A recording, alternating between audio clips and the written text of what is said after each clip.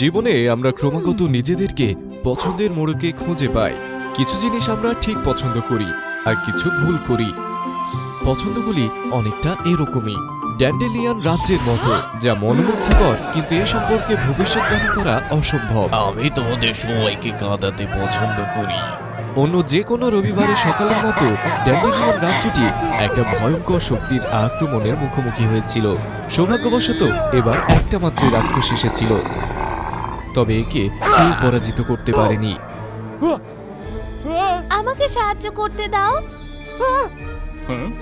এটা বৃথা। কেউ যদি সবাইকে বাঁচাতে আসতো। ও দেখো, রক্তনু আবির্ভূত হচ্ছে। এটা ভয়ঙ্কর অক্টোপাস রাক্ষসের ভয় দূর করবে। সে এসেছে। আমাদের রংধনু অভিভাবক। তুমি কে? একটা রংধনু রশ্মি হঠাৎ অক্টোপাস রাক্ষসের উপর নেমে এলো এবং এরপর এটা একটা খেলনা অক্টোপাসে পরিণত হলো। এরপর উপর থেকে রংধনু গার্ডিয়ান ফোবি তার দুর্দান্ত রংধনু ডানাসহ সেখানে উপস্থিত হলো। আনন্দিত নাগরিকরা ফোবিকে ঘিরে জড়ো হলো। তারা বিজয় উদযাপন করছিল, কিন্তু সেখানে একজন সন্তুষ্ট ছিল না। রংধনু গার্ডিয়ান আইরিস, ফোবির যমজ বোন। আইরিসের হিংসা তাকে কত দূর নিয়ে যাবে। সাথে থাকো আর গল্পটি দেখতে ওয়াও ফেরিটেল সাবস্ক্রাইব করো। যমজ বোন আইরিস আর ফোবি রংধনু গার্ডিয়ানের বংশধর ছিল, যাদের ছিল জাদুকরি ডানা।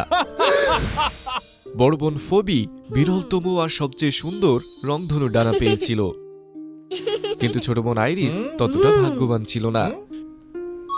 সে ছোট আর ধূসর একটা ডানা পেয়েছিল। ফোবির রংধনু ডানাগুলি তাকে অতুলনীয় রংধনু আলোক ক্ষমতা দান করেছিল, যেটা সমস্ত রাক্ষসকে ভয় দেখাত আর সমস্ত নাগরিকরা তাকে ভক্তি করত। কিন্তু আইরিস রংধনু রশ্মি তৈরি করতে পারত না, সুতরাং তাকে সবসময়ই তার মনের সাথে তুলনা করে ছোট করা হতো। লোকেরা সবসময় আইরিসের থেকে দূরে থাকত আর বিশ্বাস করত যে সে রংধনু গার্ডিয়ান উপাধি পাওয়ার যোগ্য নয়।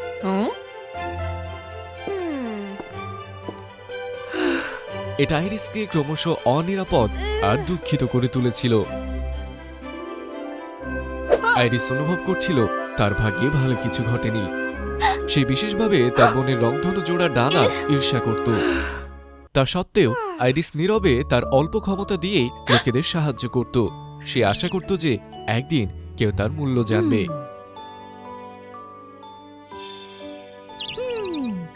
আজ ছিল ফোবি এবং আইরিস দুই বোনের জন্মদিন। ড্যান্ডেলিয়ান রাজ্যের সমস্ত কোণ থেকে মূল্যবান উপহার তাদের জন্য আসছিল।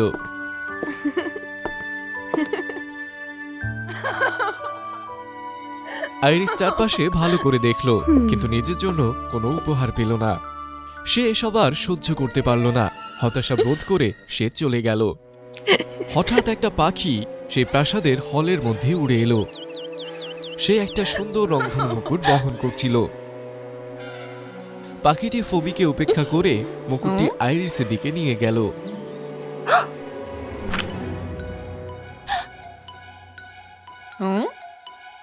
আইরিস এই মুকুটটার যোগ্য। মুকুটটি রংধনু জাদু বিকিরণ করছিল আর অন্য সব উপহারের চেয়ে সেরা ছিল।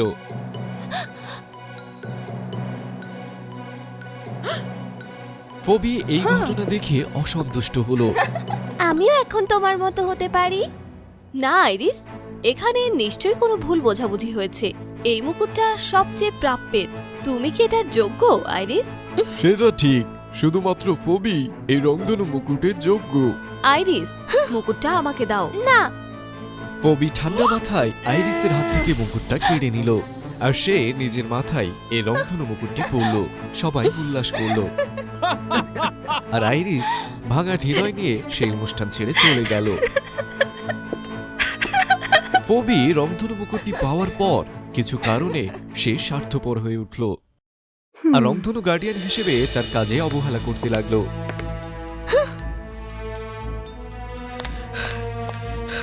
নাগরিকরা রাক্ষস দ্বারা আক্রান্ত হয়েছে।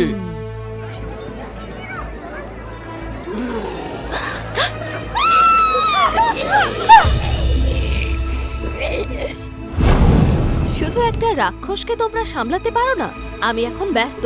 রংধনু মুকুট একটা ভয়ঙ্কর জাদু নির্গত করলো, যা ফবিকে মন্ত্রমুগ্ধ করলো। আইরিস সেটা লক্ষ্য করলো, কিন্তু কি করবে তা বুঝতে পারল না। এমনকি ফবি সুরক্ষা ছাড়াই নাগরিকরা রাক্ষসকে পরাজিত করতে সক্ষম হলো, কিন্তু অনেকেই আহত হয়েছিল। তার স্বার্থপর বোনের বিপরীতে আইরিস তার সীমিত ক্ষমতা দিয়ে মানুষকে সাহায্য করতে থাকলো।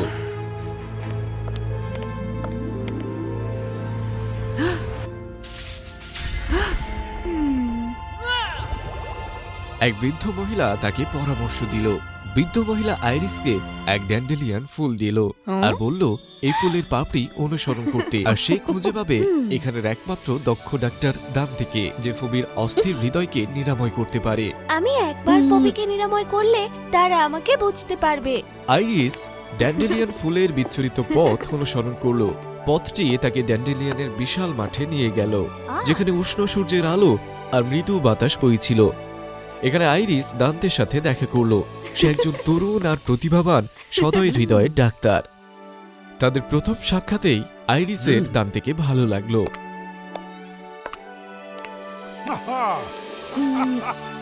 দান্তে আইরিসের সাথে অনেক সময় কাটালো, তার যত্ন নিল এবং তাকে চিকিৎসা জ্ঞান শেখালো। কিন্তু বাস্তবে দান্তে ছিল রাক্ষস রাজা।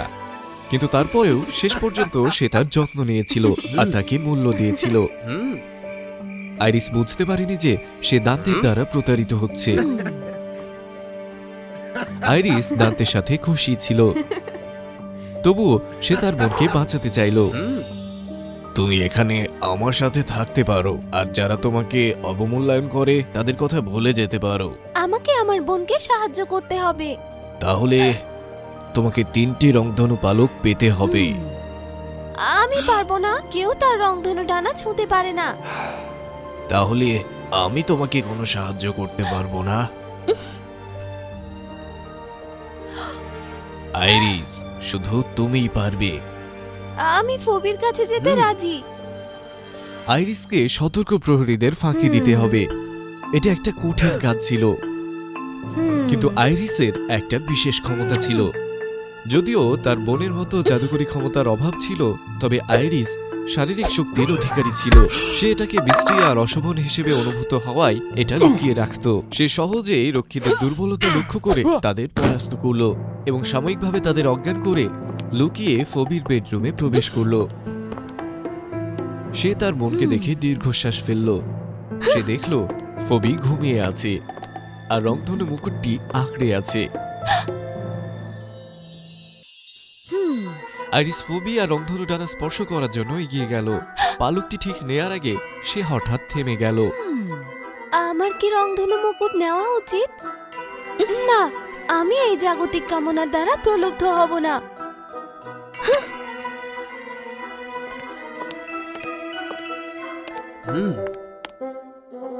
আমি রংধনু পালক নিয়েছি। ধন্যবাদ আইরিস। তুমি খুব নির্বোধ আইরিস। তোমাকে আমি সেই রংধনু মুকুটটি পাঠিয়েছিলাম। তুমি আমাকে প্রতারিত করলে। বেচারা আইরিস অসহায় ছিল আর রাক্ষস রাজা দান্তের দ্বারা প্রতারিত হয়েছিল। তার আর কোনো উপায় ছিল না। রাক্ষস রাজা উপরে উঠল আর ফবির থেকে একটা পালক ব্যবহার করে রংধনু বাধা ভেঙে দিল। আর দুষ্টু রাক্ষসদের দল ড্যান্ডেলের রাজ্য আক্রমণ করল। ড্যান্ডেলের রাজ্য আক্রমণ করার পথ খুলে দিল। রংধনু গার্ডিয়ান ব্যতীত কেউ দুষ্টু রাক্ষসকে পরাজিত করতে পারেনি। সব আমার দোষ। পরিস্থিতি অত্যন্ত ভয়াবহ ছিল। রংধনু গার্ডিয়ান হিসেবে তার ভূমিকাকে অবহেলার কারণে ফবি আর তার নিজের ক্ষমতাকে কাজে লাগাতে পারেনি। এখন রাক্ষসটা আর তাকে ভয় পায় না। এটা ফবিকে সম্পূর্ণরূপে অভিভূত করলো। এটা হতে পারে না। দান্তে দ্বিতীয় রংধনু পালক ব্যবহার করে ফবির মনকে চালিত করলো আর তার মনে অন্ধকার শক্তি প্রবেশ করালো, যেটা থেকে তার মুক্ত হওয়া অসম্ভব ছিল। সবচেয়ে খারাপ যে ঘটনাটি ঘটল, রংধনু গার্ডিয়ান ফবিকে রাক্ষস রাজা দান্তে কলুষিত করেছিল, আর ফবি তার আশেপাশের সবকিছুর সাথেই বিশ্বাসঘাতকতা করলো। এই মুহূর্তে আইরিস যে ছোট্ট পাখিটিকে অনেক আগে বাঁচিয়েছিল তা ফিরে এলো। ছোট্ট পাখিটিকে দেখে আইরিস অনুপ্রেরণা অনুভব করলো। সে তার ভুলগুলি নিজেই সংশোধন করার সিদ্ধান্ত নিল। আইরিস আর ছোট্ট ধূসর পাখি দান্তে আর দুটি দানবের মুখোমুখি হলো। রাক্ষসরা আইরিসকে আর ভয় পায়নি। সে ছিল শক্তিহীন রংধনু গার্ডিয়ান। তারা তাকে উপহাস করলো আর তার বোনকে দিয়ে তাকে আক্রমণ করালো। ফবি কোনো করুণা দেখালো না, কিন্তু আইরিস এবার প্রস্তুত ছিল। জাগো ফবি, তুমি একজন ভালো মানুষ। না, দয়া করে মনে করো ফবি, তুমি শুধু আমার দয়ার সুযোগ নিয়েছো। ফবি, তুমি একজন রংধনু গার্ডিয়ান। আমি তোমাকে রক্ষা করব আর অন্য সবাইকে। না না না। আইরিসের কথায় ফবির মধ্যে একটা আলোড়ন তৈরি হলো। তবে দান্তের অন্ধকার জাদু এতটাই শক্তিশালী ছিল যে তা দূর করা সম্ভব হচ্ছিল না।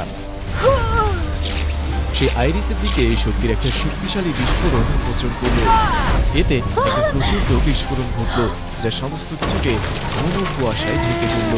ফবির দৃষ্টি সম্পূর্ণরূপে অস্পষ্ট করে দিল। হঠাৎ আইরিস ধুলোর মেঘ ভেদ করে ফবিকে জড়িয়ে ধরল। আমি দুঃখিত, আমি তোমাকে সাহায্য না করার জন্য দুঃখিত।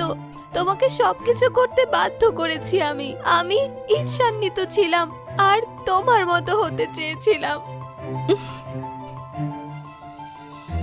আমাকে সাহায্য করো, কেউ আমাকে সাহায্য করো, আমার কাছে ফিরে এসো ফবি। আইরিসের কারণে ফবি তার চেতনা ফিরে পেল।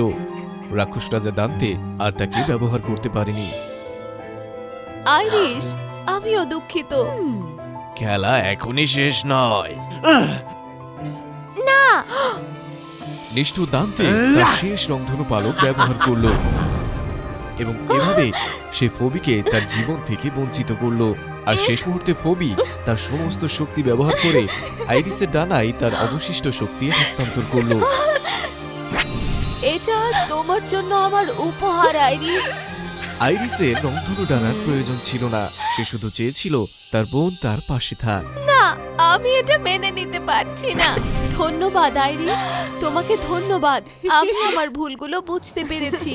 অসীম শক্তি আর সকলের ভালোবাসা থাকা সত্ত্বেও আমার অতৃপ্ত হওয়া আর অহংকারে নিজেকে হারিয়ে ফেলা উচিত হয়নি। তোমার প্রতিরক্ষামূলক আলিঙ্গনের অনুপস্থিতিতে আমি বুঝতে পেরেছি যে আমি সত্যি কতটা দুর্বল ছিলাম। এটা শেষ দান্তে। রাক্ষস রাজা দান্তে কখনোই এই ঘটনার আন্দাজ করতে পারেনি। তার পরিকল্পনাটি ব্যর্থ হয়েছে। তোমরা দুজন ভান করো না। এখন দুই বোন আইরিস এবং ফবি একে অপরের সাথে ছিল, আর রাক্ষস রাজা দান্তে তাদের সাথে পেরে উঠছিল না।